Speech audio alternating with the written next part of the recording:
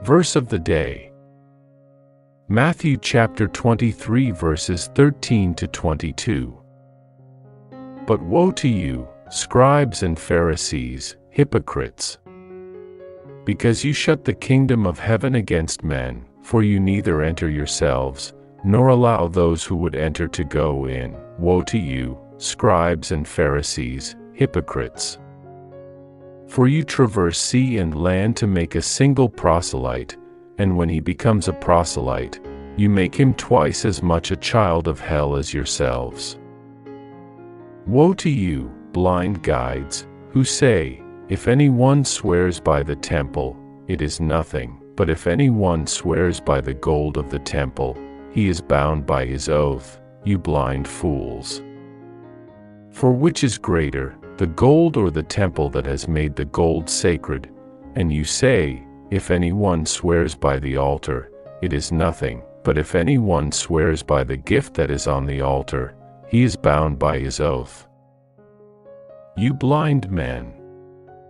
For which is greater, the gift or the altar that makes the gift sacred? So he who swears by the altar, swears by it and by everything on it, and he who swears by the temple, swears by it and by him who dwells in it, and he who swears by heaven, swears by the throne of God and by him who sits upon it.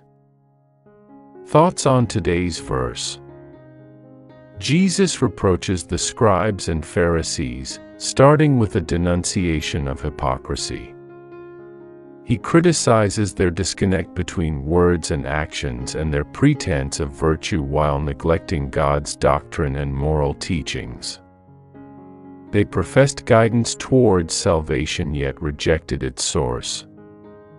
Their teachings were a mix of truth and error, tainted by a desire for public approval over truthfulness. This hypocrisy mirrors divisions in the church, with some prioritizing doctrine without the virtues needed to convey it, and others focusing on a superficial kindness that ignores moral and doctrinal truths. Both extremes fail to combine truth with virtue, as true compassion must include truth, and truth requires virtuous presentation. Reflect on fully embracing and expressing Jesus' teachings with virtue.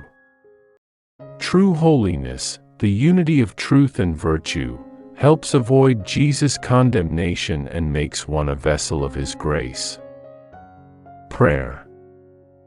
My saving Lord, you desired deeply that the religious leaders of the time be powerful instruments of your saving gospel by presenting all truth in pure love.